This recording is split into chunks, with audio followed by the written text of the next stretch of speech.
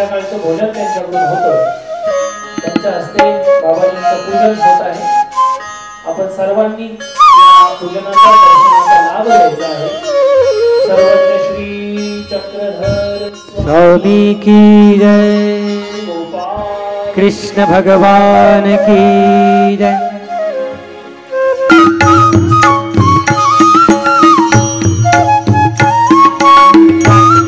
चक्रधरा चक्रधरा ब्रह्मस्वरूपा चक्रधरा चक्रधरा चक्रधरा ब्रह्मस्वरूपा चक्रधरा ब्रह्मस्वरूपा चक्रधरा ब्रह्मस्वरूपा चक्रधरा ब्रह्मस्वरूपा चक्रधरा ब्रह्मस्वरूपा चक्रधरा चक्रधरा चक्रधरा ब्रह्मस्वरूपा चक्रधरा चक्रधरा चक्रधरा ब्रह्मस्वरूपा चक्रधरा।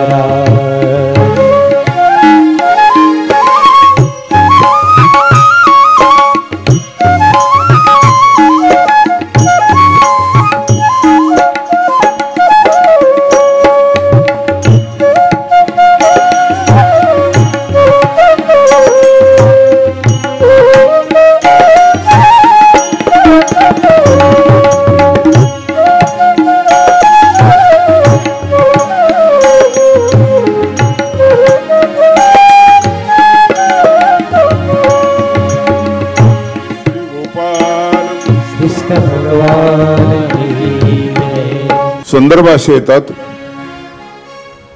विष्णूने ब्रह्मदेवाला भागवत सांगितलं, ब्रह्मदेवाने नारदाला सांगितलं, सनक सनातन यांनाही सांगितलं, नारदांनी व्यासांना सांगितलं आणि व्यासांनी भागवत स्वतःच्या मुलाला सांगितलं, शुकाला सांगितलं, जो 12 वर्षे आईच्या गर्भामध्ये होता। बाहेर येण्याची इच्छा नव्हती संसाराच्या भीतीने। गर्भातून त्यांनी संवाद साधलेले भगवान कृष्णाशी।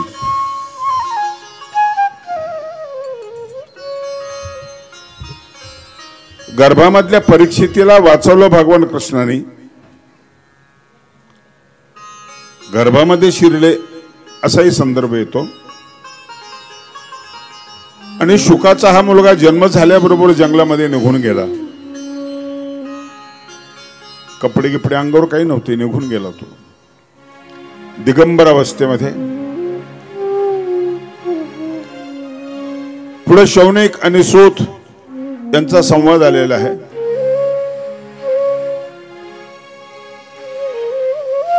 जंगलामध्ये राहणारा शुक जेव्हा निघून चालला त्यावेळेस महर्षी व्यास त्याच्या पाठीमागे लागले। थांब पुत्रा थांब। तो ऐकत नव्हता, बोलत नव्हता, जपजप चाललेला होता। भागवताचं काय करायचं हा प्रश्न होता। खूप मोठी प्रॉपर्टी असल्यानंतर मुलंच नाही ही जी चिंता असते ही चिंता होती। तो चालत होता। महर्षी व्यास वृद्ध झालेले होते, पाठीमागे पळत होते। एका तलावाजवळ तो शुक गेला। सुंदर सुंदर तरुण मुली तिथे स्नान करत होत्या। शुक गेल्यानंतर त्याने जवळून बघितलं पण उठला नाही कोणी। महर्षी व्यास गेले आणि गेल्यानंतर मुली सगळे उठून उभ्या राहिल्या, कपडे घालायला लागल्या। व्यास थोडस चिडले, मी वयस्कर माणूस, म्हातारा माणूस, मला तुम्ही लाजताय, त्या पोराला नाही लाजले तुम्ही? त्याने उत्तर दिलं, तुम्ही हंस आहात, तो परमहंस आहे। हंस म्हणजे क्षीरनिराचा निवाड करणारा, ज्याला निवाडायचं माहिती नाहीये, जो निवाडच करत नाही, जो साक्षीभूत असतो त्याला परमहंस म्हणतात। जीव हंस आहे, परमात्मा परमहंस आहे। इकडे घटना घडत होती. राजा परीक्षिती हा अभिमन्यूचा मुलगा. अश्वत्थामेने ब्रह्मास्त्र सोडलं. जसं आता आपल्याला हे पाकिस्तानला एक घबराट निर्माण होते अण्वास्त्र सोडायचं म्हटल्यानंतर, त्याचे दुष्परिणाम आपल्याला माहिती आहेत. पांडवांचे द्रौपदीचे 5 मुलं मारल्यानंतर अश्वत्थामेने ब्रह्मास्त्र सोडलं. शेवटचा वंश होता हा. त्याचं नाव परीक्षिती. परीक्षिती म्हणजे परीक्षा करणारा, चेहऱ्यावरून माणूस ओळखणारा, चेहरा वाचणारा, देहबोली वाचणारा, हात पाय नाक डोळे या सगळ्याचं वाचन करणारा, याच्यावरून माणसाला ओळखणारा, म्हणून तो परीक्षिती असं त्याचं नाव ठेवलं. महाभारताचं युद्ध संपलं. भगवान कृष्णाची शिष्टाई फसली आणि हा परीक्षितीच्या ताब्यामध्ये राज्य दिलं आणि त्यांनी पलायन केलं, स्वर्गारोहण केलं म्हणतात. पांडवांनी स्वर्गारोहण केलं. अश्वत्थामेने 5 मुलं मारल्यानंतर मला माझ्या समोर जी एक प्रतिमा उभी राहते ना, अलौकिक महाभारताचा तो एक आदर्श आहे. 5 मुलं मारल्यानंतर पुत्र वियोगाचं दुःख केवढं मोठं असतं. कृष्णार्जुनाने भीमाने अश्वत्थामेला पकडून आणलं, समोर उभं केलं. सांग याचं काय करायचं, याला कुठली शिक्षा करायची. वाचताना वाटत हो त्याला भयंकर शिक्षा सांगेल. आईची ममता किती असते. 5 मुलं मारलेले आहेत. इथली द्रौपदी मला श्रीकृष्णापेक्षा थोडीशी उंच वाटली. ती म्हणाली काही शिक्षा नाही करायची. मी भोगताय ना ते तिच्या आईला भोगायला येऊ नये. मला जे दुःख झालं ना ते तिला दुःख होऊ नये. त्याच्या आईला सोडून दे त्याला. ही क्षमाशीलता द्रौपदीमध्ये आहे. असं असेल तर थोड्या थोड्या गोष्टीची क्षमा करायला आपणही शिकलं पाहिजे ना. करतोच ना आपल्या जीवनामध्ये. मुलाकडून चुकवतात, बारीक सारीक चुकवतात, करतोच ना आपण. नको करू म्हटलं ना, हात नको लावणं, सांडलं ना दूध, शिक्षा करत नाही आपण. झाले चोक, पडलं कमी मार्क, कशाला गेला होता तिकडे. हे प्रमाण जेव्हा वाढत जाताना याचं तपामध्ये रूपांतर होत असतं. सहन करण्याचं रूपांतर जे नाही ते तपामध्ये होत असतं. तपाची ताकद फार मोठी असते. परीक्षित राज्यावर बसलेला आहे. सुंदर अशा प्रकारचं राज्य सुरू आहे. लोकप्रियता परीक्षितीने मिळवलेली आहे. पुढे कथा येते की कलीची त्याची भेट होती.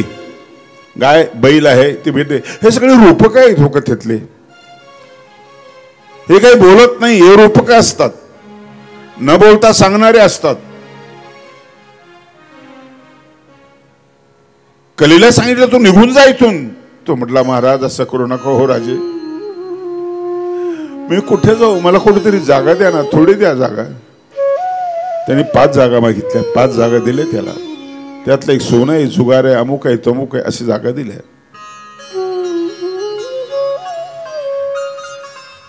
लोकप्रिय असलेला राजा एक दिवशी शिकारीला निघाला.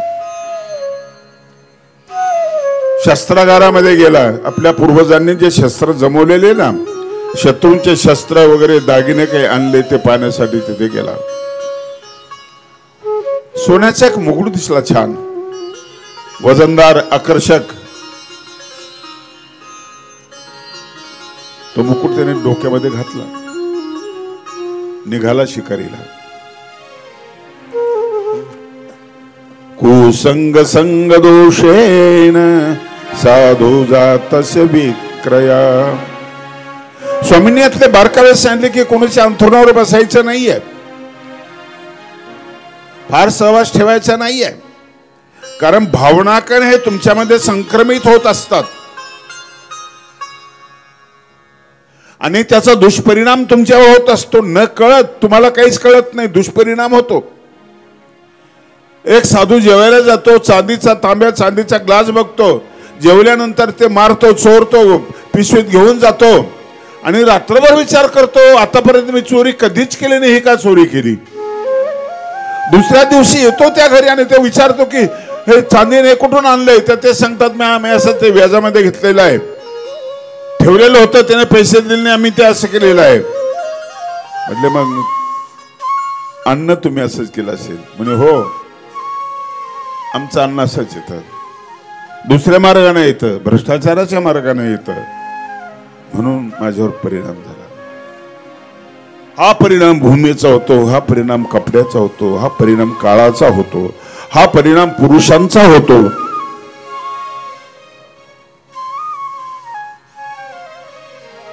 त्या सोन्याच्या मुकुटामध्ये कली थांबलेला आहे, तो असं गप्प बसेल. शिकारीला गेलेला राजा, शिकार वगैरे केली त्यांनी. आश्रमात आला. शेमी नावाचा एक ऋषी होता, त्याच्या आश्रमात आला. आश्रमात त्यानंतर सहज त्याने विचारपूस केली, पाणी मिळेल का, अमुक मिळेल का. तो साधनेला बसलेला होता, मौन धरलेलं होतं. साहजिक राजाला वाटलं, वैभव म्हटलं की अहंकार जवळ जातो. त्यात मदत मिळाली कलीची. मी एवढा मोठा राजा आहे, माझ्या राज्यामध्ये जंगल आहे, इथं ऋषीचे आश्रम आहेत आणि एवढा अधिकार नाही मला पाण्याचा. काय कामाचे आश्रम. कधी कधी आपल्यालाही वाटतं, दुष्काळ पडला आजूबाजूला, आश्रमात भक्कम संपत्ती, मंदिरात खूप पैसा आहे, सोनं आहे, आणि जर दिल्या जात नाही तर आपल्यालाही राग येतो ना. सोन्याला पैशाला काय करायचं. लोक उपाशी मरतायत शेजारी, त्यालाही राग आला. एक मेलेला सर्प पडलेला होता जवळ, तो त्यांनी बाणाच्या टोकाने उचलला आणि उचलल्यानंतर तो त्या ऋषीच्या गळ्यामध्ये टाकला. राजाचा अपमान केला, त्याला शिक्षा झाली पाहिजे, गळ्यामध्ये टाकला, निघून गेला. त्याचा शिष्य मुलगा शृंगी तिथं आला, आपल्या वडिलांची अवस्था बघितली. शमीला काहीच माहिती नाही काय झालं ते. आत आहेत ते, बाहेर नाहीतच ते. प्रसन्न आहे ते ऋषी, बाहेरची काही कल्पना नाही. विधेही अवस्थेमध्ये आहेत. विधेयी होण्यासाठी देह लागताच ना, पण देह असून ते विधेही अवस्थेमध्ये आहेत. हे बघितलं शृंगीनी आणि त्यांनी शाप दिला, ज्यांनी हा सर्प टाकला त्याला तक्षक 7 दिवसात डसून जाईल आणि त्याचा मृत्यू होईल. राजा घरी गेला, अंघोळ वगैरे सगळी व्यवस्था केली. राजाला निरोप आला की असा असा प्रकार झालेला आहे. राजा घाबरला, साहजिकच आहे. 7 दिवस वाचले, फक्त 7 दिवस. ऋषीकडे गेला, ऋषीला क्षमा मागितली. म्हटले क्षमा तू माग, मी पर्याय काही निवडतोय, शाप परत वापस होणार नाही. तुला शाप दिला तो वापस होणार नाही, तुला ते भोगावं लागेल. त्यातली तीव्रता मी कमी करू शकतो, मी शाप देऊ शकतो, तीव्रता कमी करू शकतो, पण भोगावं लागेल. व्याज देऊ नको, पण तुला मुद्दल द्यावं लागेल. मुद्दल तुला द्यावं लागेल. चक्रवर्ती असलेला राजा 7 दिवस मरण डोळ्यासमोर दिसतंय, कशी अवस्था असेल.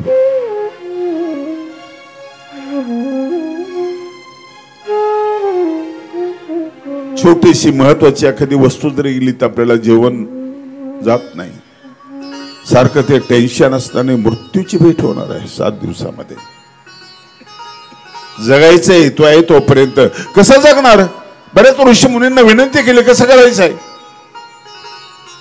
ऋषी मुनींनी उपाय सांगितला की तुम्ही भागवत ऐका. निमिषारण्यमध्ये झालेलं जे भागवत आहे ना, शुक मुनीकडून तुम्ही भागवत ऐका.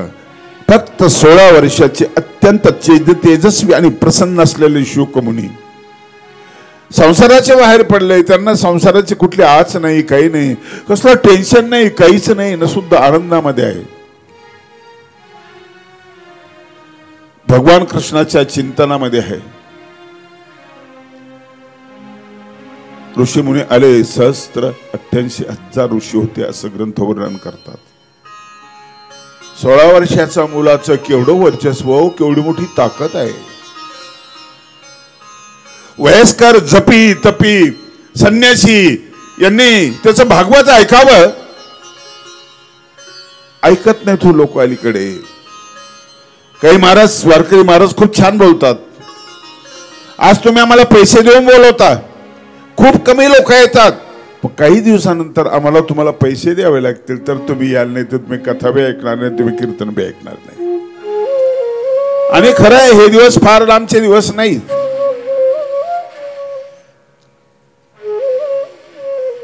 भागवत ऐकायला राजा गेला. 7 दिवस मरण आहे, जवळ आहे मरण. काय मनस्थिती कशी असेल? झोप लागत असेल का? जीवन जात असेल का? कशा प्रकारची मनस्थिती असेल त्या ठिकाणी?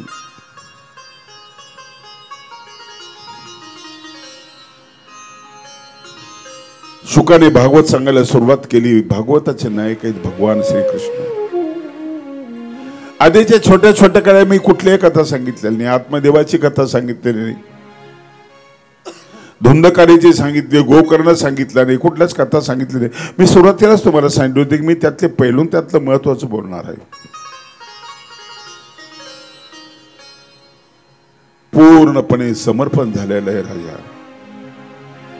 समर्पण कसं असतं, एकरूपता कशी असते? प्रभुजी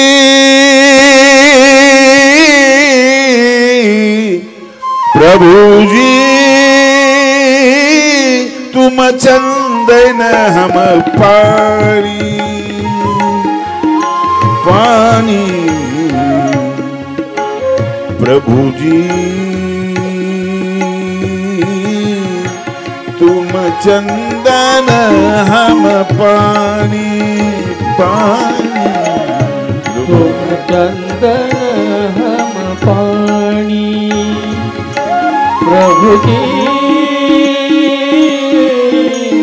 तुम चंदन हम पानी पानी, तुम चंदन हम पानी, जाके अंग बास सुहानी, जाके अंग बास सुहानी, प्रभु जी तुम चंदन हम पानी पानी, तुम चंदन हम पानी पानी, तुम चंदन हम पानी.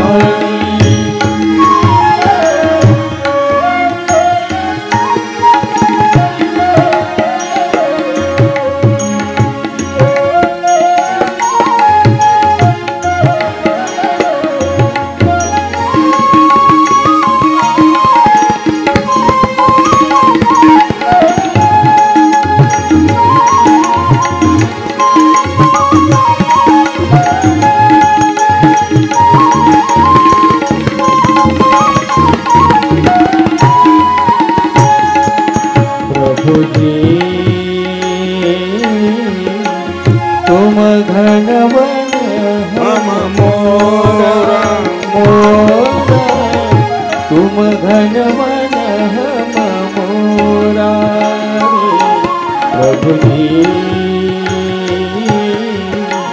तुम घनवन हम मोरा, जैसे चित्रवत चंदन मोरा, जैसे चित्रवत चंदन मोरा, प्रभु जी तुम चंदन हम पानी पानी, तुम चंदन हम पानी, जाति अंग बात समानी,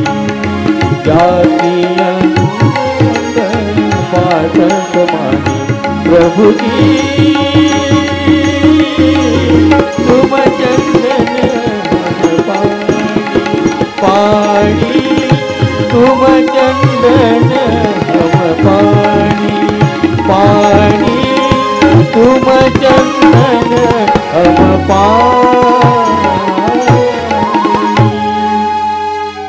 एक चक्रवर्ती राजा या भूमिकेवर आला. प्रभुजी तुम स्वामी हम दासा. उतरावं लागतं. प्रतिष्ठेवरून अहंकारावरून ताट मानेना जगत असताना एकदम खाली वाकावं लागतं. समर्पित व्हावं. याचं नाव आहे दास. दा धातूपासून तो शब्द बनलेला आहे. दास म्हणजे देणारा, अहंकार देणारा, स्वामित्व देणारा, सगळं देणारा, रिकामा होणारा, समर्पित होणारा. प्रभुजी तुम स्वामी हम दासा ऐसी भक्ती करे रविदासा. रविदासाचं भजन आहे. मीराबाईचे गुरु आहेत. ते प्रसिद्ध संत आहेत. तुकाराम महाराज आहेत ना इकडे, असे तिकडे रविदास आहेत. कबीरजी आहेत. दादू आहे. प्रतिभा कुठल्या संप्रदायाची मक्तेदारी नाही आहे. कुठेही आहे ते, कुठे आहे. गायक काय श्रीमंताच्याच घरामध्ये येतात असं नाही आहे. कुठेही जन्माला येतात. आमच्या चिकलठाण्याची कडोबाई खरात तुम्ही ऐकलेली असेल. मया भीमान भीमान माय सोन्यानं भरली ओटी. मया बापान माय सोन्यानं भरली. का सुंदर आवाज आहे. इतका आणि एक तारीवर गायचे ती. सगळं असून समर्पित होणं. आणि त्यासाठी उदाहरण किती दिले. तुम्ही चंदन हम पाणी तुम दीपक हम बाती. प्रतिभा आहे ती प्रतिभा.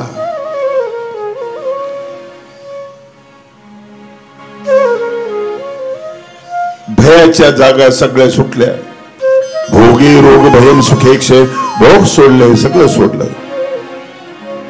वित्तेश्वराज्ञे भयम वा देवाद भयम तपेंद्रिय भयम रूपे भयम योषिता हर्षय शोक भयम रिणे रिपु भयम काया कृतांतात भयम इत्य सर्व निरर्थकम स्थितितलम कृष्णम पदम निर्भयम. फक्त त्या पदाच्या समोर शुकमनी वर्णन करतात कृष्णाचं. काही कथा अगोदर सांगितलेल्या त्यात काही आणखी रूपक आलेले आहेत. महर्षी नारदांनी एकदा पृथ्वीवर फेरफटका मारला. नारद 7 आहेत एकूण 7. त्यातलं एक आहे लावालाव्या करणारा, चुगली करणारा. हा तो नाही. हा विद्वान आहे, कीर्तनकार आहे आणि सूत्र निर्माण करणारा आहे. स्वामींचे सूत्र आहेत ना, असेचे सूत्र आहेत. नारदाचे भक्ती सूत्र म्हणून हा चांगला गायक आहे. परमेश्वराचा निश्चिम अशा प्रकारचा तो भक्त आहे. ब्रह्मदेवाचा मानसपुत्र आहे. बघा म्हटलं पृथ्वी बरेच दिवस झाले बघितली नाही. पृथ्वी फिरत असताना गुजरात प्रांतामध्ये आला. तिथं मार्गावरच एक बसलेली मुलगी दिसली. अत्यंत सुंदर देखणी आणि सात्विक असलेली मुलगी बसलेली होती. तिचे 2 मुलं होते, म्हातारे मुलं. त्या मुलीचे म्हातारे मुलं होते, 2 होते. दुनियाचे आडवे झालेले होते, जमिनीवर पडले होते, अशक्त होते, विकलांग झाले होते, मांस झडलेलं होतं. गंमत वाटली ना. एका मुलीला 2 म्हातारी मुलं आहेत. वयोवृद्ध आपण म्हणतो ना, तपोवृद्ध म्हणतो, ज्ञानवृद्ध म्हणतो आपण. झोपलेलं आहेत ते मुलं. नारदाने त्या मुलांकडे बघितलं आणि तिच्याकडे कोण आहेस बेटा तू? ती म्हणाली भक्ती माझं नाव आहे. भक्ती तुझं नाव आहे म्हणे. हो. जन्म कुठं झाला? म्हणाली कर्नाटकामध्ये. त्यानंतर इकडे कशी आलीस? महाराष्ट्रामध्ये राहिली. खूप बरं वाटलं महाराष्ट्रामध्ये. माझंही पोट भरलं, मुलांचे पोट भरलं, दोन्ही तृप्त झाले. यांचे नाव काय ग? ज्ञान एकाचं नाव आहे, एकाचं नाव वैराग्य आहे. हे दोन मुलं आहे.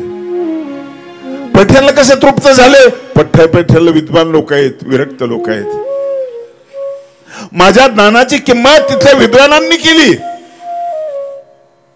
कुपोषित आहेत ते, त्यांना हे उपाशी आहेत ते, यांना काही मिळालं नाही.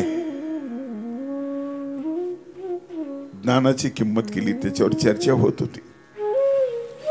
ज्ञानाचा प्रचार पाहून माझे मुलं तृप्त झाले. आता बरी तब्येत त्यांची. तो वैरागी आहे. ज्ञान, भक्ती, वैराग्य, तो वैरागी आहे. तो खराब झाला. नारद म्हणाले मला वाटलंच ते इथं सगळं भ्रष्टाचार सुरू आहे, बलात्कार सुरू आहे, अत्याचार सुरू आहेत. मुलं आईला मारतात, वृद्धाश्रमात पाठवतात बापाला. इथं चोऱ्याचं प्रमाण वाढलेलं आहे. मला भारत पहिल्यासारखा वाटलेला नाहीये. म्हणून तुझी मुलं उपाशी आहे ना? उपाशी आहेत. आपल्या घरातही 3 मुलं आहेत पा, लक्षात ठेवा. आपण त्यांना उपाशी ठेवतो. मुलाला शाळेत पाठवत नाही म्हणजे त्याला उपाशी ठेवतो. ज्ञान उपाशी आहे. कळत नाही त्याला, दिसत नाही त्याला. डोळे असून डोळे नसतात, अक्षर दिसत नाही, अर्थ कळत नाही, काही कळत नाही.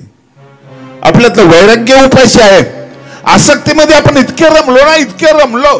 साधी गोष्ट की मोबाईल हातामध्ये, लेकरांच्या, मुलींच्या आणि मुलांच्या हातामध्ये नाही आहे का तुमचं? ते त्यातून निष्पन्न काय होतं? काहीच निष्पन्न होत नाही. अरे बकरी तरी दिवसातून एकदा दोनदा दूध देते. मोबाईल मधून काय जन्माला येतं? सारखं चालू असतं ते. क्वचित कीर्तन प्रवचन असतात. उपाशी आहेत ते. त्यांच्या स्वार्थ भरलेला आहे वैराग्य नसल्यामुळे. आणि मग त्यांच्यातलं जे सुप्त अवस्थेमध्ये वैराग्य आहे ना, प्रत्येकामध्ये ते भाव आहेत, ते विकलांग आहे, मरण अवस्थेला प्राप्त झालेलं आहे. भक्ती तुझं कसं ग? माझं असंच झालं. ते प्रेमाचं भजन, ते पूजन. पण मी सांभाळले, स्वतःला सांभाळले. मी देवाची उपासना करत असते, मी सांभाळलं. महर्षी नारदजी बघा ना त्यांच्याकडे. माझ्या मुलांना उठवावं. मग नारदाने त्यांच्या कानामध्ये भागवत महात्म्य सांगितलं. मी सांगितलेले माझा तो विशेष नव्हता, भागवताचं महात्म्य सांगितलं.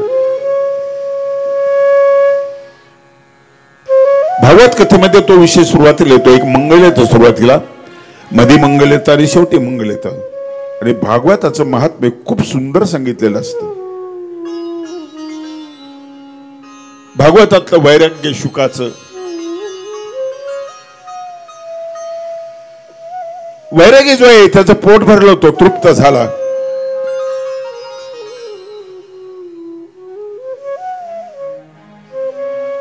आणि भागवतामधलं जे ज्ञान आहे ना, अति उत्तम, उत्कट असलेलं, परिपक्व असलेलं ज्ञान ऐकलं आणि ज्ञानाही खुश झाला. भक्ती तो खुशच आहे. मुलं उठले. रूपक आहे, रूपक. याच्याकडे मूर्ती म्हणून बघू नका, आकार म्हणून बघू नका. हे रूपक आहे. तुमच्यामधल्या 3 भावना आहेत, लक्षात ठेवा. तुमच्यामध्ये विवेक शक्ती, प्रेम शक्ती आणि दंड शक्ती. या शक्ती तुमच्यात पाहिजेत. आपण याचा विचारच नाही केला. घरात टीव्ही पाहिजे, बँक बॅलन्स पाहिजे, गादी पाहिजे, लोड पाहिजे, मोबाईल पाहिजे, इथपर्यंत आपला विचार झाला. पण हे सगळं ज्याच्यावर अवलंबून आहे ज्यांना बिघडतं आणि सुधारतं ते आपल्याला माहिती पाहिजे ना. 3 शक्ती तुमच्या घरामध्ये असाव्यात. विवेक शक्ती, विचार करणारी एक शक्ती, एखादा तरी माणूस घरामध्ये असावा. ज्ञान शक्ती, विधी निषेधाचं ज्ञान ज्याला कळावं, पापा पुण्याचं ज्ञान ज्याला कळावं ते तुमच्यामध्ये असलं पाहिजे. पाप असलं ना तरी देवाला ऐकावं लागतं तुमचं. कुठे गुंतलासी द्वारकेच्या राया, कुठे गुंतलासी द्वारकेच्या राया, वेळ का सखया लावेला. तुझं ब्रीद सांभाळ तू, नको पाहू केले पाप पुण्य. ऐकावं लागतं त्याला. भक्तीची कथा या ठिकाणी संपली आणि भक्तीचं लक्षण महर्षी नारदांनी स्वतः लिहिलंय. उत्कृष्ट कीर्तन, कारण इतके सूत्र चांगले आहेत ना. अथा तो भक्ती व्याख्या श्याम म्हणाले, आम्ही भक्तीची व्याख्या सांगतोय. कशी आहे ती? परम प्रेम रूपा. भक्ती म्हणजे प्रेम, खूप प्रेम, खूप प्रेम. संसारावर तुम्ही जे करता ना ते सगळं सोडा आणि ते तुम्ही ईश्वरावर करा. ते प्रेम परिपक्व झालेलं, निष्कलंक असलेलं परम प्रेम रूपा. प्रेमरूपा म्हटलं असतं तरी चाललं असतं. परम हे विशेषण लावलं आणि स्वामींनी हे विशेषण लावलेलं आहे. प्रीती, परम प्रीती, आनंद, परमानंद. व्याख्या आहे खरं तर. हे याची व्याख्या नीटशी करता येत नाही आपल्याला. भक्ती कशी आहे? अमृत स्वरूप आहे. भक्ती सगळं नाकारते हो, प्रेम सगळं नाकारते. यल्लब्ध्वा पुरुषो सिद्धो भवति. जी भक्ती प्राप्त झाल्यानंतर माणूस सिद्ध होतो, परिपक्व होतो. बावळ्यासारखा करत नाही, स्थिर असतो, स्थित प्रज्ञ असतो. सिद्धो भवति, अमृतो भवति, आत्मलाभो भवति, तृप्तो भवति. ही ते भक्तीची लक्षण आहेत. कुठलीच अपेक्षा राहत नाही त्याला. भक्त्या त्वनन्या शक्य अहमेवं विधोर्जुन, नातुं द्रष्टुं च तत्वेन प्रविष्टुं च परं तप.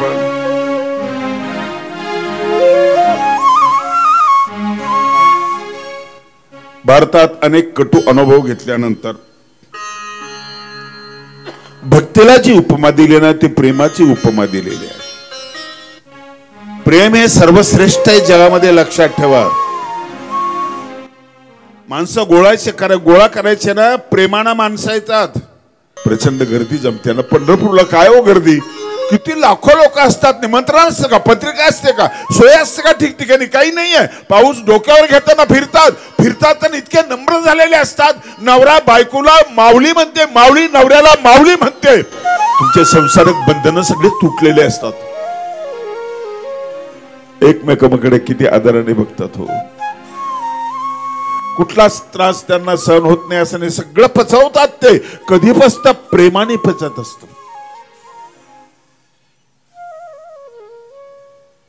ये दर्द तूने दिया है गजलई.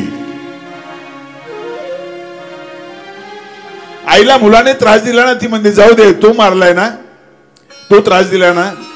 ये दर्द तूने दिया है तो कोई बात नहीं.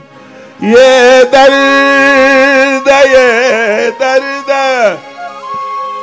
ये दर्द तूने दिया है तो कोई बात नहीं. लागला ना, लागू दे, लागू दे.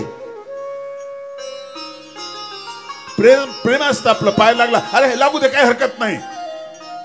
पण दुसराच माणूस आहे, त्याने पाय लावला तर मुद्दाम मारला असेल. सहन कोण करतंय? प्रेम सहन करतंय.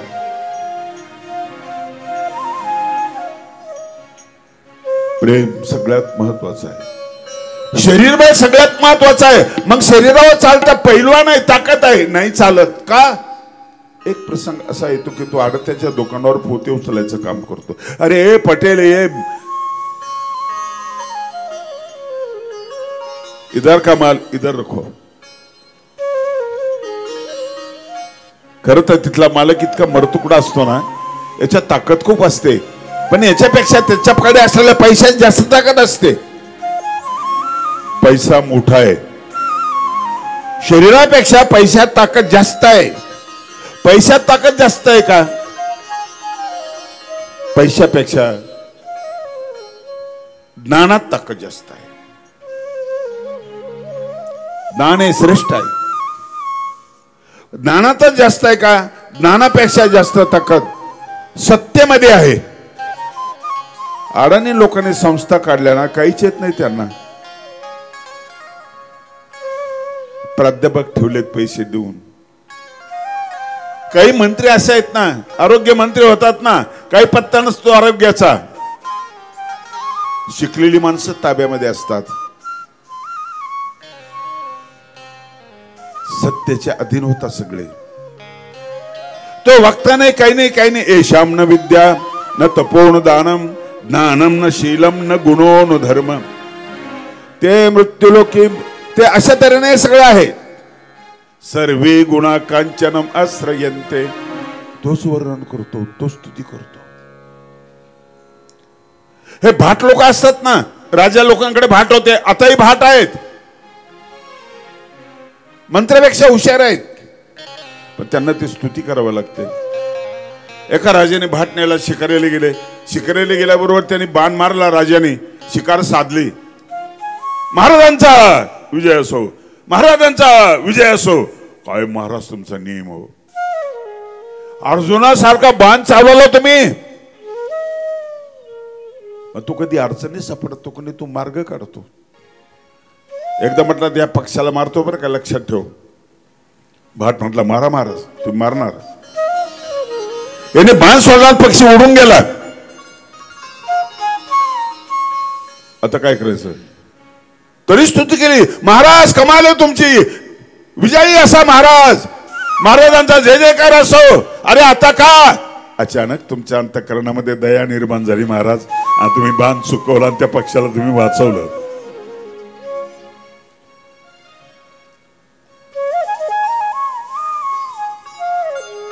सत्ता मोठी आहे, पण सत्ताच मोठी आहे काय? त्यापेक्षाही मोठे आणखी काय?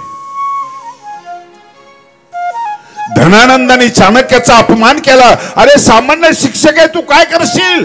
धनानंद शिक्षक कभी साधारण नहीं होता.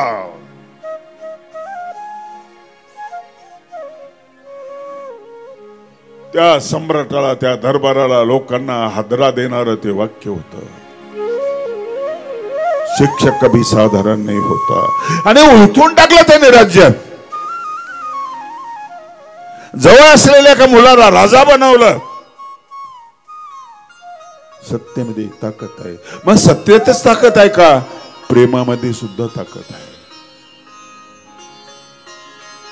सबसे ऊंची प्रेम सगाई, सबसे ऊंची प्रेम सगाई, सबसे ऊंची प्रेम सगाई, सबसे ऊंची प्रेम सगाई.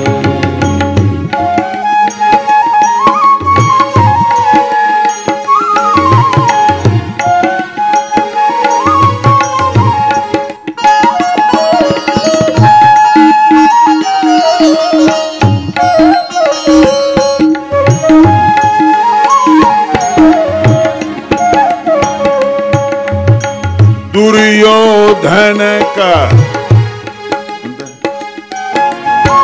मेवा त्यागो, दुर्योधन का मेवा त्यागो, साग विदुर घर खाई, सबसे ऊंची प्रेम सगाई, सबसे ऊंची प्रेम सगाई.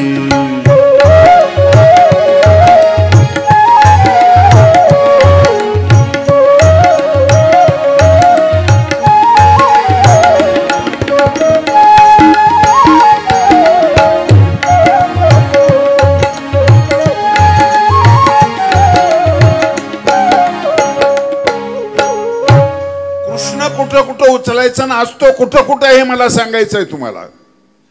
मी जुन्या गोष्टी चांगल्या आहेत, त्यात काही मिथक आहेत, पण मी नव्यामध्ये शोधतोय. तुमच्या डोळ्यासमोर तुम्हाला दिसलं पाहिजे. भगवान कृष्णाची शिष्टाई फसली त्यावेळेस ते भगवंतांनी भाषण दिलं नाही का. अप्रतिम भाषण होतं ते. भाषणामध्ये निर्भीडता असावी, भाषण दडपणामध्ये नसावं.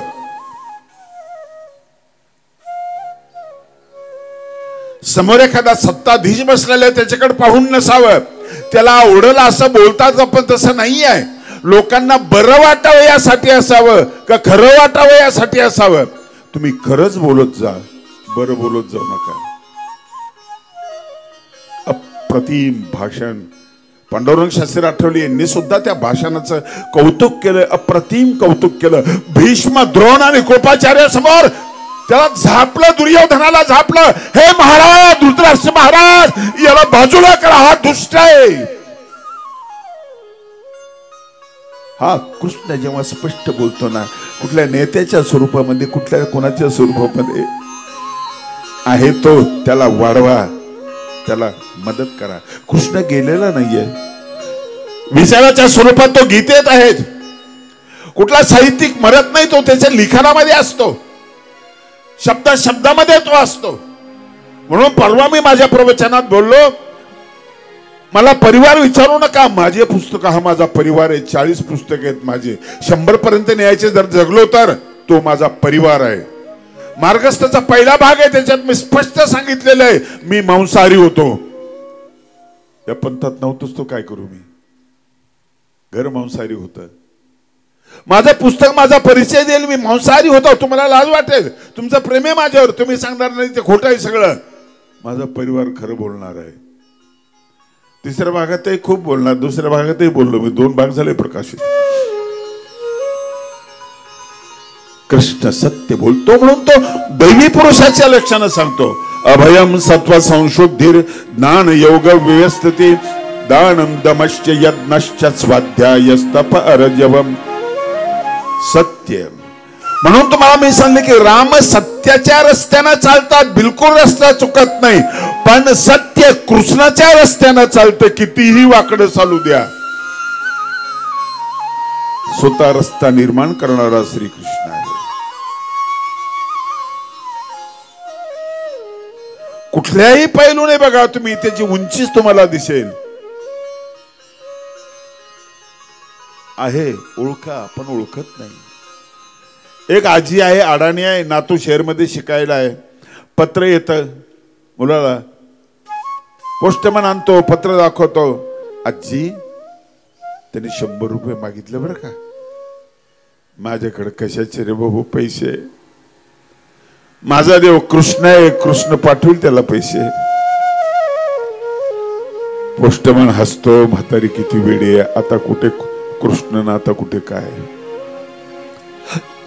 काही दिवस गेले, परीक्षा आली जवळ. आजी पत्र आलं. अरे वाच बरं, वाच बरं. कशी रे तब्येताची? चांगली आहे. काय म्हणतो सांग.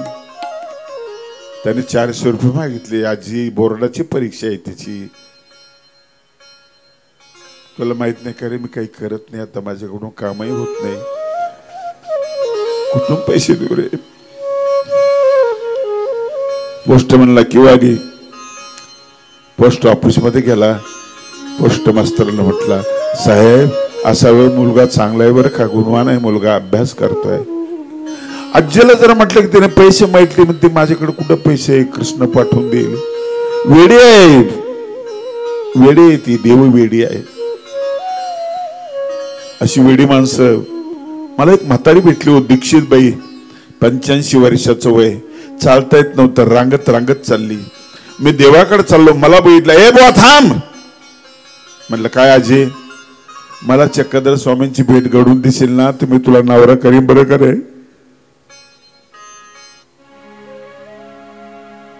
मलाच नाही, कुणालाही म्हणते मला देवाची भेट घडवून आणणार आहे.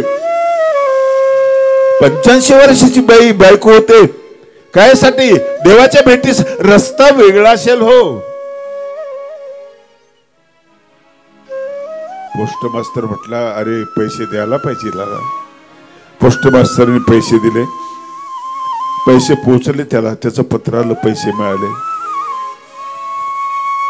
पत्र घेऊन गेला पोस्टमन, आजी पैसे मिळाले बरं का. दिले. कोणी पाठवले? तुम्ही कोण पाठवले? म्हटले कृष्णाने पाठवले. पोस्ट मास्टर मध्ये तेवढा कृष्ण आहे. जे जे मदत करणारी माणसं आहे ना त्यांच्यामध्ये तो आहे. करोना काळामध्ये जे डॉक्टर होते ना त्यांच्यामध्ये आहे. करोना काळात ज्यांनी मदत केली ना त्यांच्यामध्ये तो आहे. अरे मरणामध्ये शिरून त्यांनी माणसं वाचवण्याचं काम केलंय. कृष्णाला धावा केला, मग तू पावला. मला यापेक्षा हे जास्त बरं वाटतं. वृत्तीच्या रूपाने तो सगळीकडे आहे. एक बाई बसली होती म्हातारी शेजारी, म्हणजे खरंच कृष्णाने पैसे पाठवले? म्हातारी म्हणे हो माझा देव तसाच आहे. पोस्टमन निघून गेला होता. मग कृष्णाचे सोन्याचे द्वारकांत एवढे पैसे पाठवून 400 रुपये या मेल्याने मध्ये मारले. पोस्ट मास्तरने मध्ये मारले असतील पैसे. चांगलं करणाऱ्याने सुद्धा लक्षात ठेवा, स्पष्ट भाषेमध्ये सांगितलं. ज्याला कुठल्या जगाची गरज नाही ना तो घाबरत नाही. भीती आणि दडपण, मजबुरी ह्या गोष्टी तुम्हाला तुमच्यात बदल करतात. दडपणामध्ये मुळे बदलतात, तुम्हाला मजबुरी असते त्यामुळे बदलतात. हे ओझं फेकलं की तुम्ही स्पष्ट बोलता. लहान मुलं कसं स्पष्ट बोलतात? ते स्पष्ट बोलतात. दडपण नसतं, मजबुरी नसते, काही नसतं, कुठला स्वार्थ नसतो. दुर्योधनाला झापलं ते प्रवृत्ती भाषण जे आहे ना इतकं अप्रतिम आहे. दुर्योधनाला कोणीच बोललं नाही म्हणून तो चिडला. ये गोले को पकड़ो, गोले को पकड़ो इसको. दुर्योधन तू मुझे बंदी बनाता है. हसले कृष्ण. तोच हसतो ज्याला भीती नाही, तो हसत असतो. कृष्ण का निवडतो आपण मंदिरामध्ये? हसराय एकदम बघितलं की प्रसन्न वाटतं. कळायचा नंतर जाऊ दे, पण तू बघितलं की प्रसन्न वाटतं आपल्याला.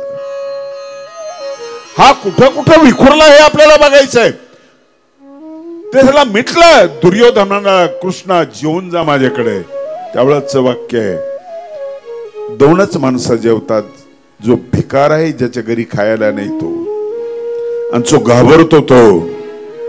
दुर्योधना तुला माहितीये मी घाबरत नाही आणि मी द्वारकेचा राजा आहे, मी भिकार नाही. प्रेम आहे तिथंच जेवण करतो मी. विदुराच्या घरी गेले आणि विदुराच्या घरी गेली. काकीला कळलं काका घरी नव्हते. काकी काकी मी आलो होती, आंघोळीला बसलो होती, कपडे काढले होते, तशीच पळत आली माझा कन्हैया, माझा कृष्ण आला, कृष्ण आला माझा.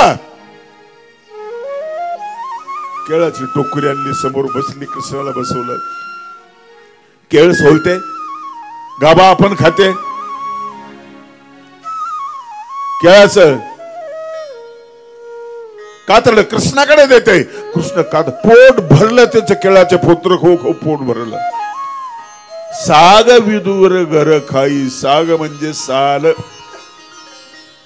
केळाची साल. तुम्ही असं करता कधी कधी? प्रेमाने खाता त्यावेळेस तुम्ही खाता. हॉटेल मधल्या पदार्थापेक्षा खूप दिवसानंतर आईची भाकर आहे असं कळलं तुम्हाला. ही आईने भाकर दिली, तुम्ही ती भाकर खाता. तुम्ही मिष्टान्न खात नाही, तुम्ही प्रेम खात असता. प्रेम खाता तुम्ही. हा कृष्ण सगळीकडे विखुरलेला आहे. हे मी बोललो वाक्य, सगळीकडे विखुरलेला आहे. स्त्रियांमध्ये, पुरुषामध्ये, सगळ्यामध्ये तो आहे. कुणामध्ये तो आहे? मागे एकदा अतिरेक्यांनी हल्ला केला होता. सलीम नावाचा एक मुसलमान, त्यांनी 50 लोक त्यांनी सुरक्षित ठिकाणी पोहोचवले होते. असू दे ना, मुसलमान, ती वृत्ती त्याच्यामध्ये आहे. परित्राणाय साधूनां विनाशाय च दुष्कृतम धर्म संस्थापनार्थाय संभवामी युगे युगे. श्लोक म्हणायची गरज नाहीये, त्याचा आशय. अत्याचार दिसल्यानंतर ती धावून जाणारा माणूस कृष्णाचं एक रूप आहे. एका प्रवचनात मी बोललो, 2-4 वेळेस बोललो मी, द्रौपदीला वस्त्र पुरवणारा कृष्ण होता, पण मला ही गोष्ट खटकली की द्रौपदीचं वस्त्रहरण झालंच कसं. सगळी शाणी माणसं होती, खाली माना घातल्या. यांना सज्जन म्हणायचंय, तुम्ही म्हणता. साहेब खोलीच्या बाहेरच निघले नाही. गल्लीमध्ये दंगल झाली, भोसकलं होत इथं, रक्त बंबाल झाले. ते साहेब सज्जन माणसं आहे, हातामध्ये गाठी घेऊन माळ घेऊन बसले ना, बाहेर पडलेच नाही. ते कुठल्याच भानगडीत पडत नाही. मी म्हणतो याला पहिले उचला, पहिले याला ठोका, मधी पड, भांडणासाठी पडू नको, त्या दरोडेखोराच्या पाया पड, पण त्या माणसाला वाचव. एवढे माणसं, भीष्माचं मान खाली, कृपाची मान खाली, द्रोणाची, अरे गुरु आहे ना तुम्ही, कुलगुरु आहे ना तू, आचार्य आहेस ना तू, मूळ पुरुष आहेस ना. खाली माना घातल्या. लक्षात ठेवा, जेव्हा मोठी माणसं खाली माना घालतात ना, त्यावेळेला दुःशासन मान वर करत असतो. अतिरेकी वगैरे ही सगळी जी माणसं आहेत ना, गुंडे, हे मान त्यावेळेला वर करतात ज्या वेळेस सज्जनाने खाली मान घातलेली असते. ते त्या मानाच्या गळ्यामध्ये हार टाकायचे नसतात, उडवा त्यांना, उडवा. भीष्म द्रोण प्रमुखतः सर्वेशांच महीक्षितां उवाच पार्थ पश्यैतान समवेतान कुरुनिधी. हे माझे गुरु, ते माझ्या, अरे असू दे सगळं असू दे, हे कुणाच्या पाठीशी आहे त्याचा विचार कर ना. कोणाची पाठराखण करतायत. म्हणून या क्षेत्रामध्ये काम करणाऱ्या माणसाकडे कृष्णाचा भक्त तो आहे, कृष्णाचं अनुसरण करणारा तो आहे. कृष्णाचा समजून घ्यायचा आहे. म्हणून मी असं वाक्य वापरलं होतं की त्या द्रौपदीचं वस्त्रहरण झालं, त्यावेळेचे स्मृती ग्रंथ, त्यावेळेचे शास्त्र काय करत होते, त्यावेळेचे एकही विचार मदतीला नाही आला, कृष्ण आला. आता कुठल्याच ग्रंथाचा आधार नाही, भारतीय संविधान एकाच ग्रंथाचा आधार आहे. या द्रौपदी मुर्मूला राष्ट्रपती पदावर बसवलं. खूप जाळले आम्ही आतापर्यंत, खूप पेटवले आम्ही, सती खूप गेल्या, एकही सता नाही गेला. एखाद्या माणसानं तर सता जायला पाहिजे की नाही गेला. त्या जागेत बदल केला, एकाच ग्रंथाने बदल केला, एका पुस्तकाने, संविधानाने बदल केला. जगोद्धाराची भाषा वापरताय ना तुम्ही, सबका साथ सबका विकास, आणि हीच भूमिका आहे कृष्णाची. कोण कराल, किती दिवस कराल माहित नाही आपल्याला. म्हणून कृष्ण समजून घेणं अतिशय महत्वाचे आहे.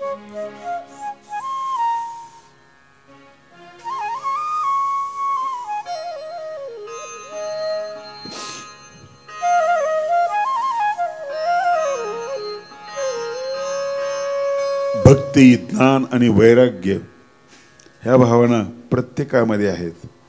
देव मानत नाही ना, नका मानू तुम्ही, तरी तुम्ही देव मानता. देव म्हणजे चांगुलपणा मानता तुम्ही त्याला.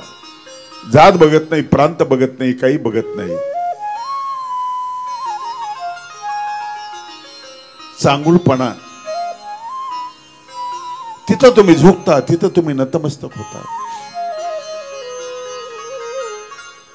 सत्संग महत्वाचा आहे. सत्संग, सत्संग म्हणजे काय, भजन कीर्तन प्रवचन नाहीये, सत्याचा संग, अशा विचाराचा संघ. सत्संग म्हणजे गर्दी नाहीये, पुस्तक वाचत बसले ना तो सत्संग आहे. एखादा प्राध्यापक असेल, एखादा शेतकरी असेल, एखादा नेता असेल, कुणी असेल ना, कुणी असेल, त्याच्या सहवासात राहणं आणि स्वतःची उन्नती करणं, विकासाचा पाया सत्संगामध्ये आहे. तेच नाही, जनावर असू दे, गाय असू दे, हंबरुनी वासराली चाटीत जाई गाये, तवा मला गाई मध्ये दिसली माझी माय. ते दुसरं गाणं म्हणत नाही मी, आता घाबरलो मी. ते गाणं म्हणणाऱ्यांचं आणि त्या कवीचं भांडण सुरू आहे.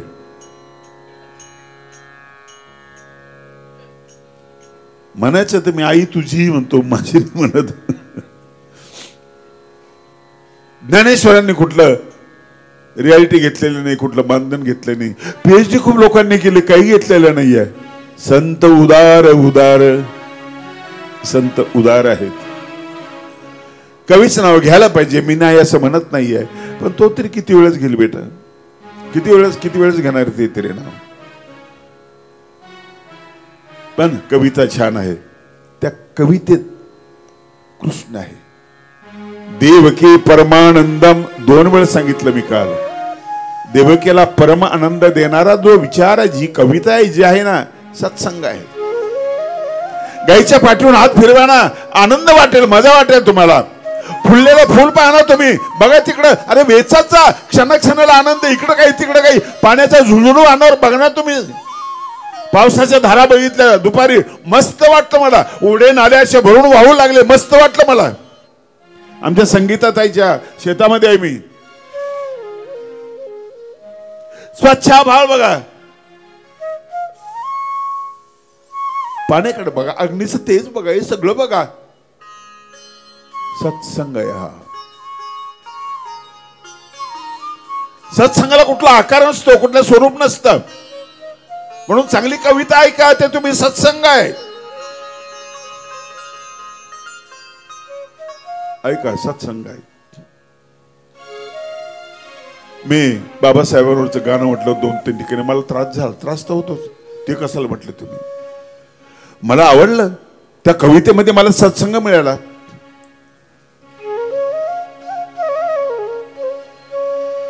आकाश शोधितो मी भीमा तुझ्यामुळे. इतकं जबरदस्त आवडलं मला की दलितांना मोजायला काहीच नव्हतं रे बाबा, काहीच नव्हतं. पैसा नव्हता, जमीन नव्हती, काहीच नव्हतं. आज आम्ही आकाश मोजतो तुझ्यामुळे. आकाश मोजितो आम्ही भीमा तुझ्यामुळे. तुझ्यामुळे संकट झेलतो आम्ही. कुणी हाणायचं आम्हाला, गावाबाहेर हाकलून दिलं. कुणी काम करायला लावायचे, जनावर आम्ही मेलेले ओढलेत. आ संकट झेलितो आम्ही भीमा तुझ्यामुळे.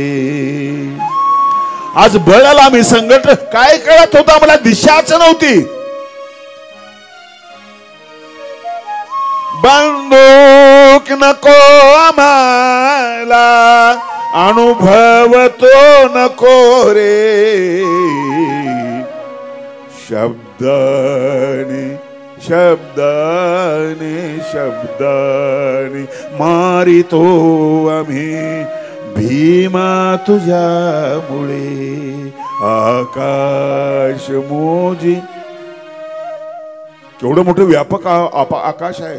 रक्ताच्या थेंबातल्या आम्ही बिमाऱ्या मोजतोय, आम्ही समुद्राचं पाणी मोजतोय, पृथ्वी आणि सूर्याचं अंतर आम्ही मोजतोय तुझ्यामुळे. करू द्या ना कौतुक. आदर्श आहे ना तो, करू द्या ना कौतुक. नाही पण ते भागवतात आपल्या कीर्तनात याच्यात नाही म्हणायला पाहिजे.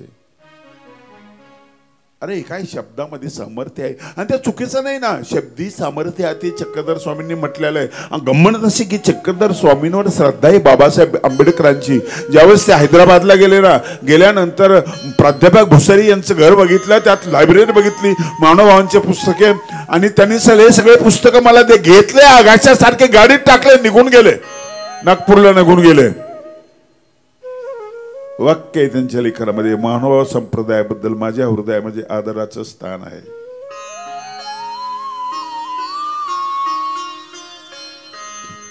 शिर कापले तरी वंदन तथागताला. शिर कापले तरी वंदन तथागताला. येथेची येथेची वाकतो आम्ही भीमा तुझ्यामुळे आकाश मोजितो आम्ही भीमा तुझ्यामुळे भीमा तुझ्यामुळे. कृष्णाची प्रार्थना कर. एखादी कविता करा अशी कृष्णा तुझ्यामुळे. आणि केलंय ना, खूप केलंय. म्हणत जा फक्त मधुराधिपतेर केलम मधुरम. किती सुंदर भजन आहे तो. अधरम मधुरम वदनम मधुरम. तुझे ओठही गोड आहेत रे बाबा. कारण ते बासरी जेव्हा फुंकतात ना, आम्ही कान फुंकतो ना, मुलं ऐकत नाही, पण ते फुंकर मारतो ना बासरीच्या तुकड्यामध्ये, हे सगळं जग मोहित होत. अधरम मधुरम वदनम मधुरम नयनम मधुरम हासितम मधुरम. सगळं गोड आहे. गोड गोड गोड गोड. कृष्णा तू गोड आहेस. तू वाकडा उभा राहिला तरी सरळ वाटतो. रंगाने काळा असला तरी उजळ वाटतो. देहुडा चरण वाजवित वेणू गोपिका रमणो स्वामी माझा श्याम पिया मोरी रंग दे चुनरिया. श्याम पिया मोरी रंग दे चुनरिया. श्याम पिया मोरी रंग दे चुनरिया. रंग दे चुनरिया. रंग दे चुनरिया हो रंग दे चुनरिया. रंग दे चुनरिया हो रंग दे चुनरिया. श्याम पिया मोरी रंग दे चुनरिया. श्याम पिया मोरी रंग दे चुनरिया. रंग दे चुनरिया.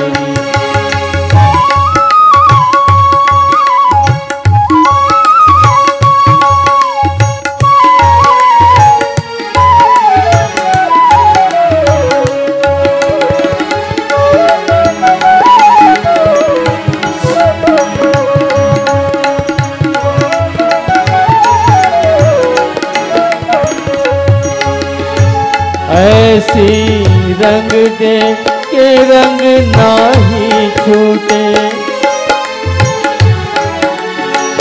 ऐसी रंग दे के रंग नाही नाही नाही छूटे. ऐसी रंग दे के रंग नाही छूटे. गोपिया धोए चाहे सारी उमरिया. गोपिया धोए चाहे सारी उमरिया. श्याम पिया मोरी रंग दे चुनरिया. श्याम पिया मोरी रंग दे चुनरिया.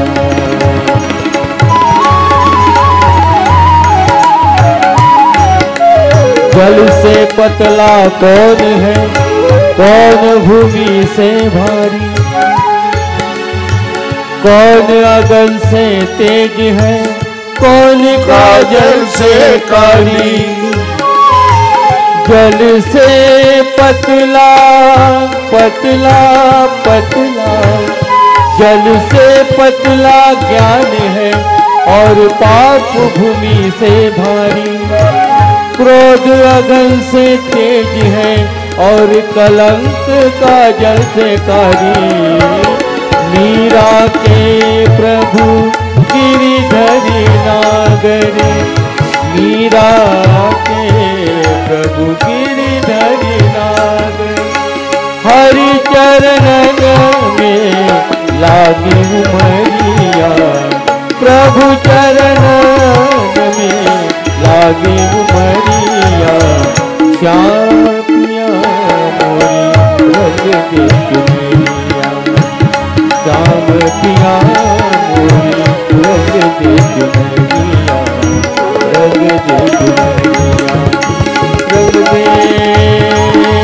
रंग दे रंग दे रंग दे रंग दे रंग दे रंग दे रंग दे चुनरी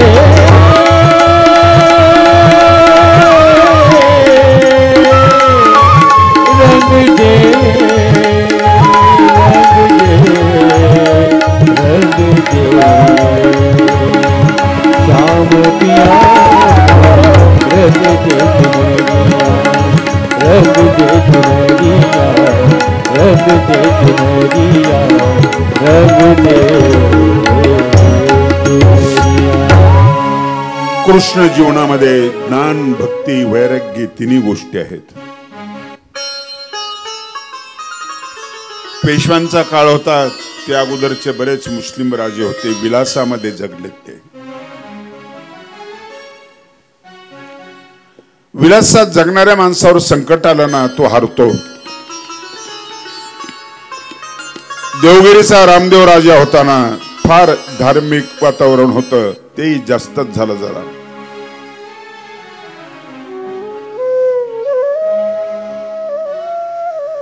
शत्रू आले त्यावेळेस कोणी महादेवाच्या मंदिरात, कोणी कुठं काही करतोय, कोणी कीर्तनाला, कोणी कुठं. अनायास त्याने जिंकलं. रामदेवराजेची मुलगी घेऊन गेला. महाराष्ट्राची पहिल्यांदा मोठी इज्जत गेली. कृष्ण म्हणजे समतोल आहे, समत्वम योग उच्यते. प्रत्येक गोष्टीला अति होऊ देत नाही, अति होऊ देत नाही. सुवर्ण मध्ये कृष्ण जीवनामध्ये आपल्याला दिसतो.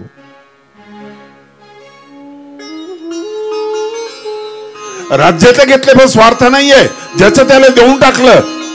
कंसाचं राज्य कंसाच्या बापाला दिलं, स्वतःच्या राज्यात सहभागी केलं नाही. जरासंधाला मारलं, त्याच्या मुलाला जयदेव नावाचा मुलगा, त्याला राज्य देऊन टाकलं, स्वतः घेतलं नाही. ही लक्षणं कशाची आहेत? निस्पृहतेची लक्षणं आहेत, परिपूर्णतेची लक्षणं आहेत. म्हणून कृष्ण परिपूर्ण आहे, इतर अवतार पूर्ण आहेत असं बोललो तुम्ही. पूर्ण म्हणजे काहीतरी उणीव आहे, आणि परिपूर्ण म्हणजे चारी बाजूने संपन्न आहे. तो मनाने, डोळ्याने, वाचने, कशाने सगळ्यांना संपन्न आहे. द्वारकेतला परिवार त्याचा परिवार असं नाहीये, त्याच्या आत असलेला इंद्रियांचा परिवारही त्याचा परिवार आहे. पश्यन, श्रोणवन, स्पर्शन, जिग, सगळ्या इंद्रियांना सूचना करतो कसं बघायचं, काय बघायचं. विमूढानानो पश्यन्ति पश्यन्ति ज्ञानचक्षुष.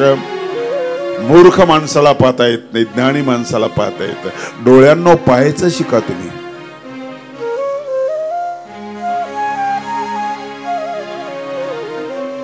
परिवार किती मोठे. परिवार आपण माणसालाच मोजतो, तुमचाही परिवार आहे ना. इज्जत तुमचा परिवार आहे, वाणी तुमचा परिवार आहे. ती किती गोड असायला पाहिजे, काळजी करून तुम्ही. अरे गोधड्या तुम्ही व्यवस्थित दाखवता, चांगल्या स्वच्छ ठिगळाच्या आहेत. पुण्याकडच्या गोधड्या मी नेतो, नीटनेटक्या असतात त्या. कचरा पट्टीतून चांगल्या बनवलेल्या वस्तू मी नेतो, तुम्ही नेता. तुम्ही लोकांना कसं दिसावं, तुम्हाला काय अपेक्षित आहे? आपण मेल्यानंतर लोकांनी आपली काय म्हणून आठवण करावी? तुमचं जीवन तुम्हाला घडवायचंय, काय म्हणून तुमची आठवण करावी? एक गोष्ट कृष्णाने पुन्हा केलेली नाही, छत्रपती शिवाजी महाराजांनी तेच केलं. आदर्श डोळ्यासमोर. गुरु सांभाळले, काही दिवस सोडले, नंतर विषय बदलला. खेळ खेळले, सोडले, विषय बदलला. बासरी वाजवली, काही दिवस राधेच्या हातात बासरी दिली म्हणतात, नंतर बासरी वाजवले नाही. सुदर्शन प्रत्येक ठिकाणी. कल्पना आहे, कल्पना. तीच गोष्ट पुन्हा केली नाही. तेच भाषण का करतो? दुसरी तयारीच नसते. आपल्याला कुठेही उभं करा, कधी उभं करा, आपली तयारीच असते. अरे तेच बोलतो तू, मागच्या गावात जे बोलला तेच इथं बोलला, इथं बोलला तेच पुढे बोलायला लागला, असं नाहीये. भाषणाची तयारी असते. आचार्यात्री नाशी फडके टिपणं घेऊन जायचे सोबत. आम्हाला लाज वाटते, टिपणामुळे आमची उंची कमी होईल का? नाही, तयारी करून जा. लोकांचे भाषण ऐकताना दुरुस्त करून ऐकण्यापेक्षा न ऐकलेले चांगले, म्हणून त्यांनी ठरवलं की मला अध्यक्ष करायचा असेल तर मी येतो, नाही तर मी येत नाही. कुणाला तरी अध्यक्ष करता माझ्या भाषणावर तो कमेंट करतो, रेषा मारतो, माझं सुंदर चित्र खराब करतो, मी येत नाही. तुमची इज्जत तुम्ही करायची आहे, पण तिथं पैसे मिळणार ना, पाकिट मिळणार ना. तुमची किंमत तुम्हीच कमी केली. इलेक्शन पिरियडमध्ये मिळते 1000, 2000, 5000, 10,000 रुपये. फार पैसे झाले का तुझ्यापेक्षा बोकड्याची किंमत जास्त आहे. ईदला जे बकर विकायला येतात ना 80, 90,000, 1 लाख अशी किंमत असते. तुझी किंमत काय आहे? तुझी किंमत तू ठरवलेली कचऱ्यासारखं विकल्या जातं तुला. कृष्ण किंमत देतो, आम्हाला मूल्य देतो, भक्तांचं मूल्य करतो. आणि भक्त ज्या वेळेस अहंकार निर्माण झाला ना, तो कचराही काढून टाकतो. अहंकाराचा वारा न लागो माझ्या राजसा, संत तिचं अनुकरण करतात. अहंकार तुमचा शत्रू आहे, आवडतोय तुम्हाला, शत्रू आहे तुमचा. अर्जुनाला असाच अहंकार निर्माण झाला. मी खरंच कृष्णावर प्रेम करतो. भगवंताच्या लक्षात आलं, म्हणाले चल आपण जरा जंगलात फिरून येऊ. आज दूर नेले एका जंगलामध्ये, गर्द झाडी होती. गेले, दोघं गेले. ब्राह्मणाचं रूप धारण केलं कृष्णाने. त्याला सांगितलं कुठलं तरी रूप धारण कर. गेले. जंगलामध्ये एकच झोपडी होती, फक्त एक झोपडी. त्या झोपडीमध्ये गेले, कुणीच नव्हती तिथे. एक म्हातारी होती फक्त. म्हातारीने विचारलं आजी इथं कोण असतं? म्हटलं मी एकटेच असते, एकटेच असते मी, कुण्णी नाही इथं. उन्हाळ्याचे दिवस तहान लागली होती. आजी पाणी मिळेल प्यायला? मिळेल ना, माठात पाणी आहे माझे, मी आणलेलं आहे, सुगंधी वाळा टाकलेला आहे, घ्या पाणी. कृष्णाने पाणी घेतलं. अर्जुन पाणी पिता पिता वर बघितलं, त्या झोपडीच्या आड्याला 3 तलवारी टांगलेल्या बघितल्या कृष्णाने. आजी तुम्ही एकट्याच असता? हो मी एकटीच असते. मला वाटलं पुरुष असतील कोणी, 3 तलवारी टांगलेल्या तिथे. म्हटले नाही रे बाबा, 3 तलवारी ठेवल्यात, पण पुरुष कोणी नाही, ते माझ्यासाठी ठेवल्यात. आजी तुमचं वय तर 80 वर्षाचं दिसतंय, असं हात असं लपलप करतोय, चेहरा बी हलतोय, मुंडकं बी हलतोय तुमचं. असू दे रे, पण त्या तलवारी ठेवल्यात मी मुद्दाम. कशासाठी ठेवल्या? तलवारी कशासाठी ठेवल्या? एक तलवार ठेवली मी त्या द्रौपदीसाठी, पांडवाची बायको. झोपलेला माझ्या देवाला किती वेळेस तिने बोलवलं, 88,000 ऋषी आले तेव्हा बोलवलं. काही कळतंय रे त्याला? तिला काही कळतंय का? ऐकतो म्हणून सांगत जायचं. भेटले ना तिला, डोकंच उडवतोय तिचं. अर्जुन तो घाबरला, प्रकरण जवळ आले आपल्या. दुसरी विदुरासाठी आहे. पोत्र खाऊ घातले केळाचे, आणि कन्या खाऊ घालतोय द्वारकेच्या राजाला. त्याची झोपडी होती म्हणत मला नाही सुचताला पडलात. महामंत्री होता तो. इतका गरीब कसा तो? पुन्हा हे ग्रंथामध्ये आलेला आहे. त्याच्या पोटातच तलवार खूप असणार. तिसरी कोणासाठी विचारायची हिंमतच होईना अर्जुनाची. तीच म्हटली तिसरी आहे ना, तिसरी मी अर्जुनासाठी ठेवलेली आहे. रथ हाकायला काय लावतो, ड्रायव्हर काय करतो माझ्या कृष्णाचा, घोड्याचे खरारे करायला काय लावतो. भेटू दे, उभे तुकडे करेन त्याचे 2 मी. तुझं नाव काय बाळा? कृष्णाकडे बघितलं, हात जोडून म्हटलं याचं नाव कोंडीबाई आणि माझं नाव धोंडीबाई. हो ना. अर्जुन घाबरण्यासारखा होता नाही, पण इथं कृष्णाच्या पाठीमागे ती आहे. तिचं कृष्णावर जास्त प्रेम आहे. अर्जुनाच्या पाठीमागे कोणीच नाही आहे. अर्जुनाचा अहंकार जिरला, मी काहीच नाही, कुठलीच माझ्यामध्ये ताकद नाहीये. भगवान कृष्ण भविष्य सांगतात आपल्याला. आमच्या कवींच्या काव्यामध्ये आलेलं आहे, आता जळो हे जियाले, ये तुले जन्म वाया गेले, आयुष्याचे कडले खवडले ते तरी ईश्वरा देव. आता हा शब्द तुमच्या जीवनामध्ये दिवसातून कितीतरी वेळेला वापरता. विषयांतर होतं त्यावेळेस तुम्ही आता शब्द वापरता. आता प्रवचन संपलं, चला चहा ठेव रे, चहा झाला, आता तंबाखू, आता झोप, आता दात घासणं, हे कितीतरी वेळेला. आता म्हणजे पूर्वार्ध आणि उत्तरार्धाच्या मध्ये उभा येतो शब्द. एक प्रसंग संपल्यानंतर दुसरा सुरू होतो ना, तेव्हा आता शब्द येतो.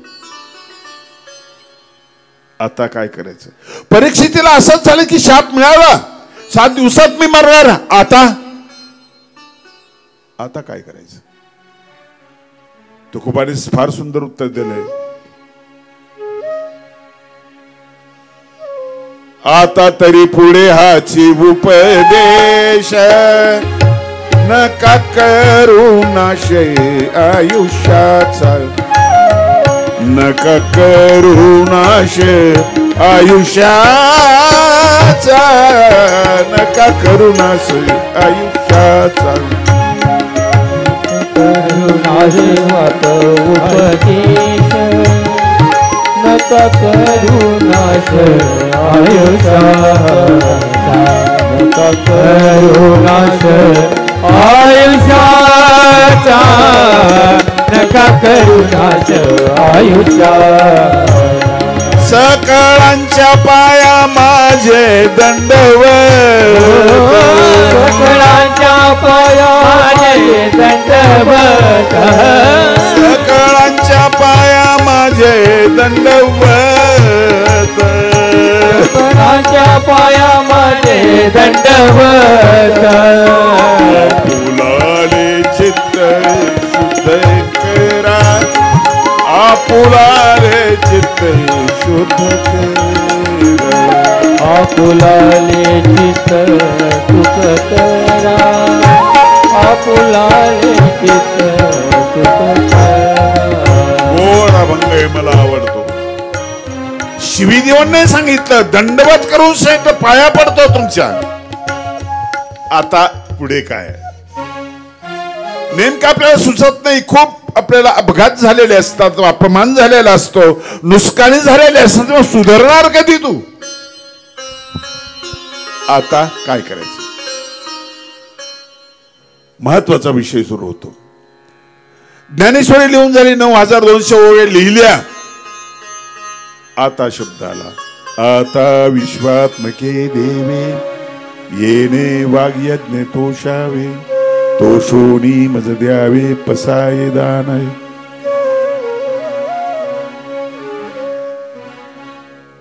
आता काय करावं? सगळं राज्य वगैरे सोडलं, सगळं. मृत्यूसारखी भीती कोणत्याही जगामध्ये कुठलीच नाहीये. ही सांप्रदायिक भीती नाही, ही जातीची भीती नाही, प्रांताची भीती नाही, सगळ्यांनाच भीती आहे. माणूस जन्माला येणार काही दिवस अगोदर कळतं आपल्याला, मृत्यू कधी येणार हे कळतच नाहीये. जागा तुमच्या मनावर नाहीये, व्यवस्था तुमच्या मनावर नाहीये. पावसाळ्यात नाही आला पाहिजे असं वाटत, सध्या तुमच्या हातात नाहीये. नाही, उन्हामध्ये लयच परेशानी होतो खूप. तुला कसं दोनाची गरज आहे?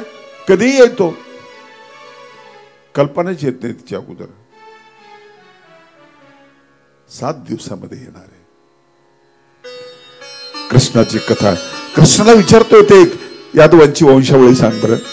यादवांची वंशावळी खूप प्रश्न विचारले. कृष्ण 7 दिवसात नसं संपलं भागवत, पण 7 दिवसाची अवधी होती ना, म्हणून 7 दिवस सुरू केले आपल्याकडे. ही रूढी आहे. एका लग्नामध्ये एक कोंबडं होतं घरामध्ये, आणि ते परत परत मध्ये यायचं गर्दीमध्ये. मग त्या कोंबड्याला एक टोपलं ठेवलं आणि त्याला झाकून ठेवलं. तेव्हापासून प्रथा पडली की लग्न म्हटलं की कोंबडं घरी लागतं आणि त्याला झाकून ठेवावं लागतं. आजोबाने ते केलं, तो विधी असं म्हणूनच केलं की नाही. काही काळ त्या परिसरामध्ये कोंबडेच कोंबडे. उपदेशी माणसंही कोंबडे वापरायला लागले होते. डालन कोंबड लग्नाची दिवशी तिथं कसंच करायचं. भागवत 7 दिवसाचं नाही, खूप वर्ष चालणार आहे. आणि तसं पाहिलं तर एका श्लोकाचं भागवत आहे. आदौ देवकी देव गर्भजननम गोपी गृहे वर्धनम मायापूतन जीवितापहरणम गोवर्धनोद्धारणम कंसच्छेदन कौरवादि हननम कुंती सुता पालनम एतद् भागवते पुराणे कथितम श्रीकृष्ण लीलामृतम. श्रीकृष्णाच्या कथेचं लीलामृत जे आहे ना ते भागवत आहे आणि एका 5 मिनिटामध्ये सांगणं होतं. वर्षानुवर्ष चालतं. प्रश्न आहे परीक्षितीचं अनुकरण आपल्याला करायचं आहे आणि ही गोष्ट महत्वाची. 7 दिवसात प्रत्येक माणूस मरतो म्हणजे 7 वारामध्ये मरतो. एक तर रविवारी मरतो, सोमवारी मरतो. तुम्ही असं म्हणू शकत नाही रविवारी सुट्टी असते तुम्हाला सुट्टी असते, तिथं सुट्टी नसते. 7 दिवसातून 7 वारात कुठल्या तरी दिवशी माणूस मरतो. म्हणून 7 दिवसाचं हे भागवत आहे. काय सुटतं? मरणापेक्षा भीती नसते हो, कुठलीच नसते. सगळ्यात मोठी भीती मरणाची. आणि म्हणून डॉक्टर तुम्हाला बोलतात, तुमच्याशी बोलतात ना, बोलतात तुमच्याशी. तुमच्या डोक्यात विचार येतो आता काय? डॉक्टर उपचार झाले ना म्हणे आता आराम करायचा तुम्हाला. सांगताच येत तो कधी. डॉक्टर म्हणतो की काळजी करू नका मी आहे, त्यावेळेला परमेश्वर हसत असतो. 2च वेळेस हसतो. एक हसणं मी सांगत नाही, तेव्हा हसत असतो की डॉक्टर म्हणतो माझं काय? मी तू मांडके बाळासाहेबांचं हृदयाचं ऑपरेशन करणारा केवढा मोठा आणि सज्जन आणि विद्वान असलेला माणूस. नाही कळलं होतो कधी आला, नाही कळलं कधी आला. परीक्षेला टेन्शन तर असेल ना, पण विषयांतर झालेलं आहे. विषयांतर झालं की त्या विषयाचा तुम्हाला त्रास होत नाही. विषयांतर शब्दाचा अर्थ समजून घेणं महत्वाचं आहे. विषय तो त्यांचा झाला नारायण नावडे धनकन माता पिता. एकच विषय झाला, श्री चक्रधर. श्री चक्रधर एकच विषय. कुठले आस राहिले नाही, काही राहिले नाही. कायच्या घरात पाहिजे थोड्याशा. तुम्ही लहान आहात, गरीब आहात, थोड्याशा. फार देऊ शकत नाही चतकोर भाकर, फार करू शकत नाही, गोड तरी बोलू शकता ना. आहार तर कमी करू शकता ना तुमचा. डॉक्टरने सांगण्याच्या अगोदर पायी तर चालू शकता ना. थोडं सगळं मोटरसायकलवर कुठे गेलं तरी 3 किलोमीटर डॉक्टर तुम्हाला सांगतो. आहाराच्या आहारी तुम्ही जाताय. डॉक्टर म्हणतो आहार तुमच्या आहारी असला पाहिजे. जो माणूस आपला आहार आपल्या आहारी ठेवत नाही, पोट्याचं काय मनावर घेता तुम्ही? हे माझं ऐकत नाही, ते माझं ऐकत नाही, ती सून बी माझं ऐकत नाही. कधी बोलायला लागलो मध्ये मध्ये मध्ये मध्ये बोलतो तर म्हातार म्हणते. वैराग्य धारण करा. कमी बोललं की भांडणं होत नाही.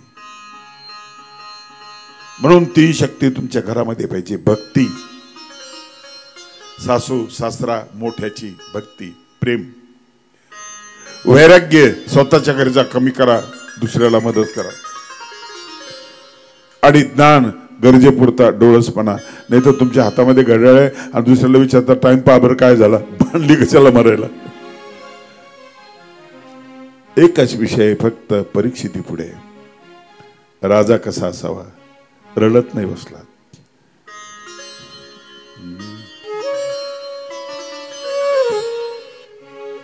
इतना तो करना स्वामी जब प्राण तन से निकले. इतना तो करना स्वामी जब प्राण तन से निकले. इतना तो करना स्वामी जब प्राण तन से निकले. गोविंद गीत गाके, गोविंद गीत गाके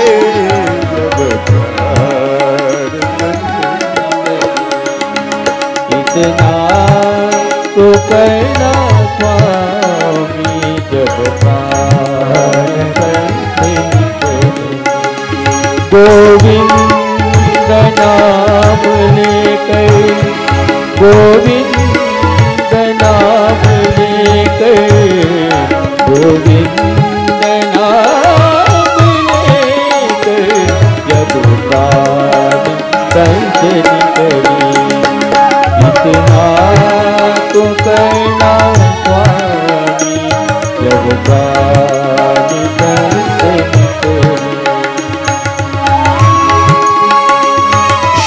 शरीरामध्ये नजर गेलेली आहे.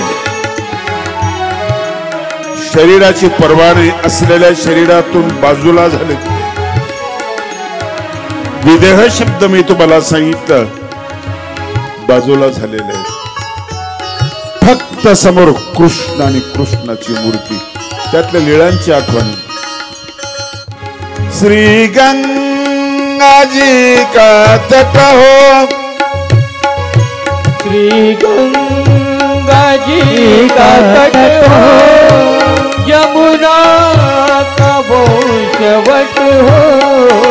श्री गंगाजी का तट हो, यमुना वो शवट हो.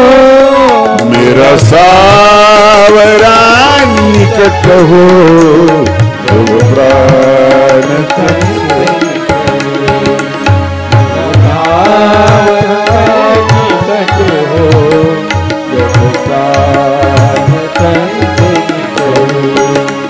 गोविंद नाम लेकर, गोविंद नाम लेकर,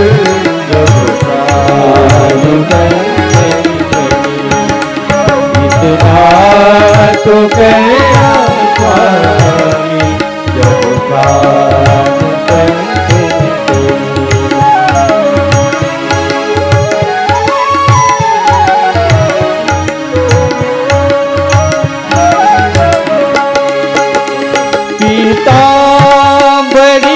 कसी हो, छवि मन में ये बसी हो. पीतांबरी कसी हो, छवि मन में ये बसी हो. ओ पे कुछ हंसी हो, जब प्राण इतना तो करना स्वामी, जब प्राण तन करे, जब प्राण तन करे, जब प्राण तन करे.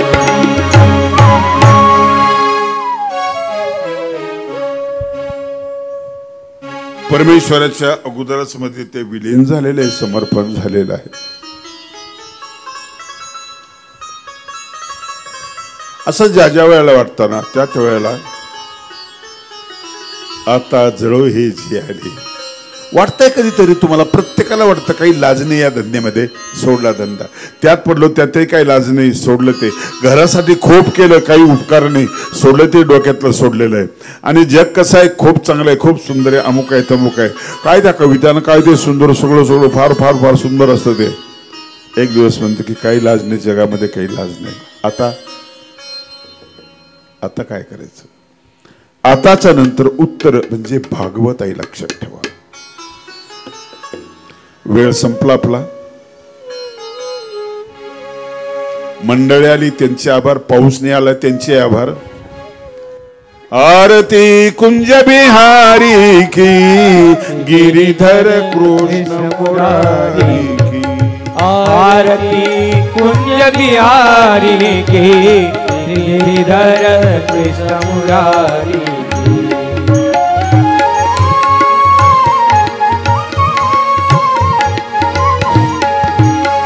गले में वैजंती माला, माला बजावे मुरली मधुर ग्वाला, ग्वाला. कानों में कुंडल झलकती मंडल, नंद के नंद बिहारी की, गिरिधर कृष्ण मुरारी की. आरती कुंज बिहारी की, गिरिधर कृष्ण मुरारी.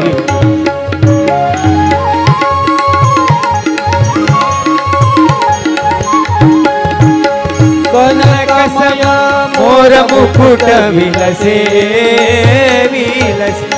देवता दर्शन को तरसे, तरसे. बजावे चंद्र और मृदंग, ग्वालिनी संग, लाज रखो गोप कुमारी की, श्री गिरिधर कृष्ण मुरारी आरती पूज्य बिहारी की श्री गिरिधर कृष्ण मुरारी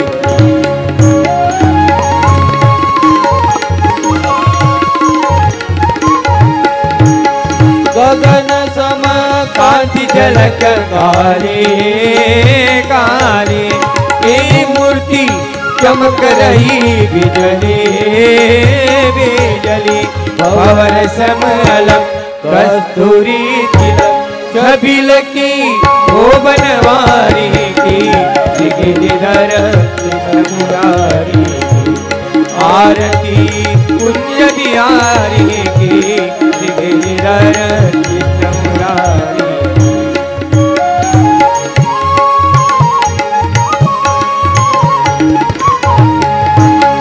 जहाँ से प्रकट भई गीता गीता ये अर्जुन वीर हुआ श्रोता श्रोता दिखाया विश्वरूप हुआ दिल खुश मिटाई भ्रांति अर्जुन की गिरिधर कृष्ण मुरारी आरती कुंज बिहारी की गिरिधर कृष्ण मुरारी गिरिधर कृष्ण मुरारी गिरिधर कृष्ण मुरारी